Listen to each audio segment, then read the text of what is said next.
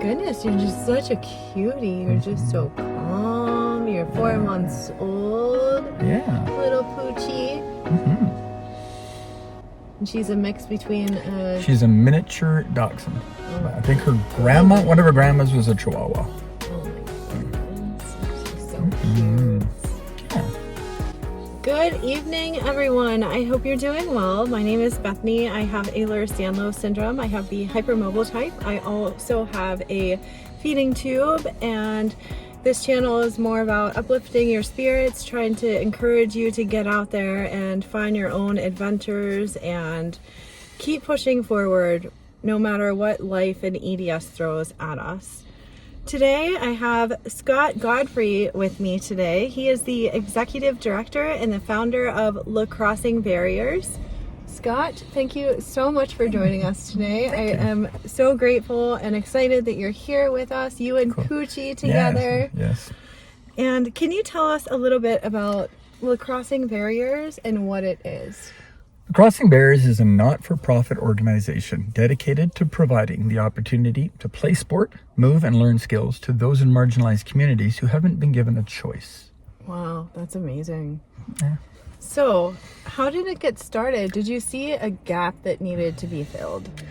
I have been involved in adaptive sport and working with marginalized communities since I was a teenager. And I was working for an autism society, and we decided to do adaptive and active lifestyle programming, or active living, where we created, there we go, we created programs that allowed people on the autism spectrum or that were neurodiverse to experience sport the way they needed and allow for processing time, allow for regulation, allow them to wander or spin or interrupt or talk in whatever way they needed. From there, our programs, you'll be fine, allowed our programs to, they started to grow, and we had other groups that wanted us to do programming for them. We were actually very fortunate when the world shut down in 2020 that we were able to do remote programming. And remote programming. Yeah, so we did, it isn't virtual because you're there, it's not a fake thing, but we would do Zoom calls where everyone exercised together. That's amazing. And we did boxing, we did fitness, we did some other things. And somebody's outside. Anyways, it's okay. And what we found was that it was just a lot of people. It was a gap then. Once we got back to normalcy, a lot of other programs, a lot of other groups and marginalized communities and support groups were interested. And in 2021, forged out on my own. Created LaCrossing Barriers for all marginalized communities. I feel like during COVID, that was such a depressing time, and to have that option of exercising and doing things as a group really must have helped so many people, and just, that's amazing. And I think it did, and we also figured out ways that when social distancing was allowed, that we could do it and be 6 feet apart. So, So what are some examples of barriers that can prevent people from participating in sports and recreation? Complex diagnoses, actually, I'm going to check that. A complex diagnosis does not create a barrier, but not knowing you have choice creates a barrier. So there are very accomplished athletes and very highly active people, if you want, that have EDS. There are people, it's a matter of taking the activity, maintaining its authenticity and its accountability, and allowing for the way people process or learn or move. Wheelchair basketball is played throughout the world. And it's not just for people whose legs or backs don't work very well. It's also for people that just want to play a sport in a wheelchair. So we focus on the human being and not their diagnosis. And then we look at, how does Bethany exercise? How does Bethany catch a ball? How does Bethany, what are the things that Bethany needs to be able to have an accountable, authentic experience. I love that you said that, because I just filmed a vlog over the weekend, and by now you will have already have seen it. But I do touch base on it's so important to find our tools and find ways to do the things that we love to do, and like different methods of doing them and adapting and pushing forward, because there are options for us out there. We just need to find them. And it's my opinion is that as long as it's real, as long as we put the activity above everyone else, in the sense that we need people to be as accountable as they can be. We need to be as authentic as we can be, and that way, crumpling up a piece of paper doesn't make you go camping. So don't sit there and crumple up paper and say you're going camping. Yeah. I'm being cheeky, but if you're going camping or you're playing basketball and someone has strength issues, lower the rim, use a later ball, do things that allow them to play a form of it that is real, and that people know when you're condescending. So just don't go down that road. An example with me would be, I used to tent camp a lot, and because of the bending over and putting all the stakes together and stuff like that, I just couldn't do it anymore. So instead of tent camping, I go car camping now. Sure, yeah. And I have the new channel, which is Where the Wild Leads. I almost forgot. Where the Wild Leads. And it launches in October, but it's all solo car camping. And yeah, cool.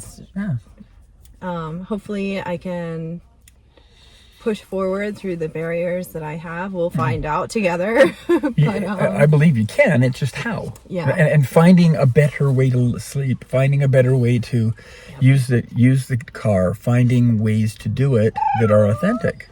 That's right. Why is it important that people have the choice to participate in sports and recreation? An example, obviously lacrosse is one of our main sports, but not our only sport. And it's our national summer sport.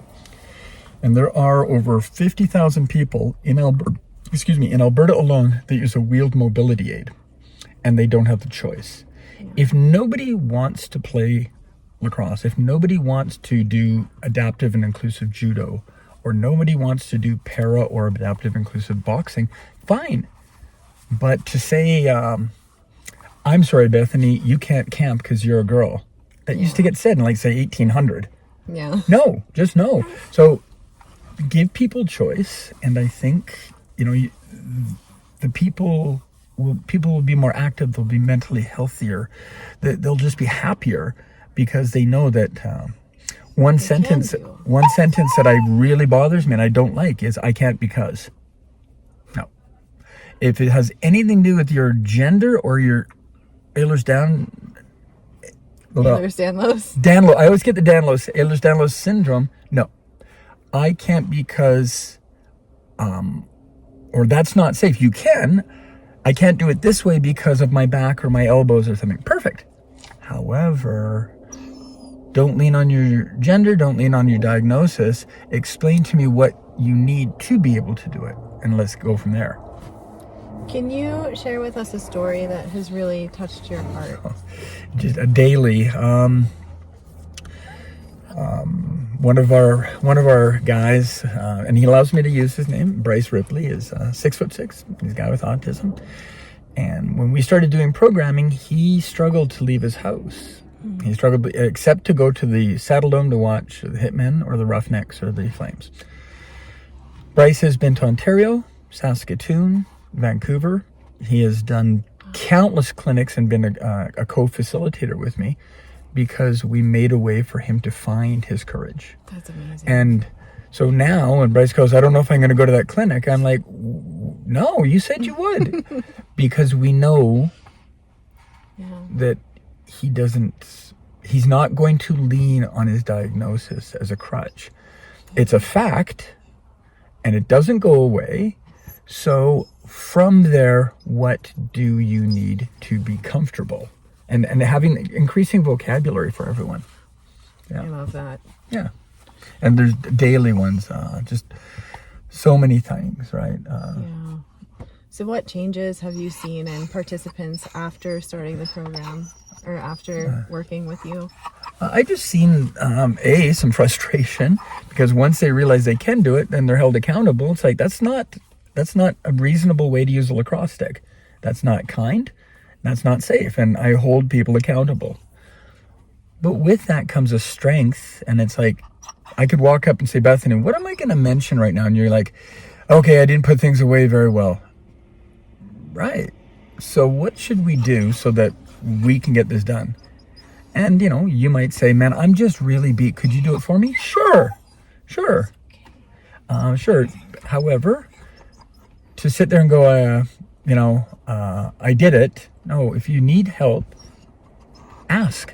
But know that help is absolutely conditional on you asking, not on your EDS. It's just, if you need help, and people get over their pride by asking for help, because we're all prideful when it comes to diagnoses and limitations. Like my because of sports I did when I was younger, my back and my joints are a huge mess, like a hot mess. So I just think it's important to find someone's accountability and help it grow. Yeah. Don't dump on people, but say, hey, what are the reasons that happened like this? I was just overwhelmed, and I'm sorry, I'll redo it. Do you want some help? No, I want to redo it. Yeah. But create those conversations. What would you say to someone who has never felt welcome in sports before? If you feeling unwelcome is, okay, what makes you feel unwelcome? What are the things that you need?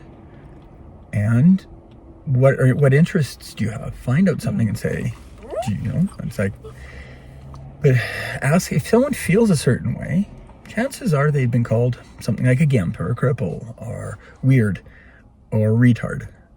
And I'm not being vulgar. Those are words that we shouldn't use, but they exist. Yeah. And say, okay, well, you're not, and you're not. What do you need to feel better and feel supported, to have fun? Yep. And ask them, I don't know. Then you say, well, can we find out together? Can I sit with you and talk with you about it? No. That's amazing. How can families find out if your programs are a good fit for their loved one? Come and try. Call me, talk to me, do a video call with everyone. Try it once, try it twice. See, ask questions. Well, I'm not sure if we use a tennis ball with lacrosse, because no one wants to get bonked by a lacrosse ball. Nobody. So we adapt to keep it safe, accountable, authentic, and fun. That's amazing. And we try and be kind. Yeah. Well, kindness, I believe, is like the foundation for everything. You have to have kindness in your heart. You have to be compassionate and have empathy. Yeah. And if you have those, you can establish the fact it's okay to argue with friends. It's okay to have I don't like that. Okay, well, what do you accept? I want to do it in the rain. Well, it's golf, and in the rain there's lightning. Okay, well, not. Explain or let people walk through their preconceived idea to understand that the way we're doing it is so far has been pretty tried and tested. Yeah. What would a new participant experience on their first day? Oh, information overload, nervousness, but also acceptance. And people, our volunteers and our staff, listen. We don't just hear you. Exactly, just like you. We listen. We want people to know that they are here and we're actively paying attention. And we're not going to use the word stop. We may say we don't do that here, and that's not okay. Yeah. But people have been told no and stop. The only time I use no is if it's an urgent, dangerous situation, like someone's going to run across the street. Then it's like no, and I don't care who I offend. Sorry, I'm not letting someone run across the street or throw something that could hurt them, or they're embarrassed once they realize it hurts somebody. So we listen. We're not rushed. If they want to sit and watch for a whole session, fine. We paid attention to you, and you got to experience it the way you need. How can community members support the work that you're doing? Talk about it. Come on out. Even if somebody doesn't want to participate, maybe you can volunteer and just help. Some of the biggest encouragements I get, someone goes, "Can I help?" Or "How can I help?" And I'll say you already have just by being willing. Just come on out, call us, talk to us. What are your goals for LaCrossing Barriers over the next 5 years? More of what people need and what people want. And we hope, and we are driven to make sure want and need intersect. Because you can want something, you can want to dunk a basketball, but you need to be able to jump.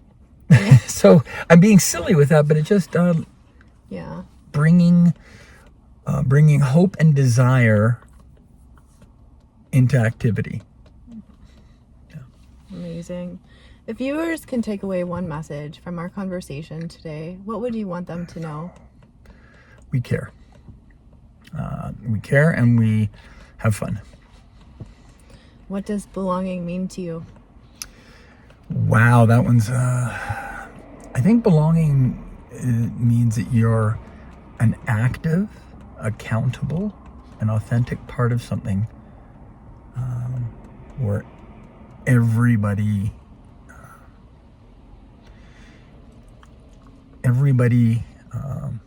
accepts you, and you accept the environment.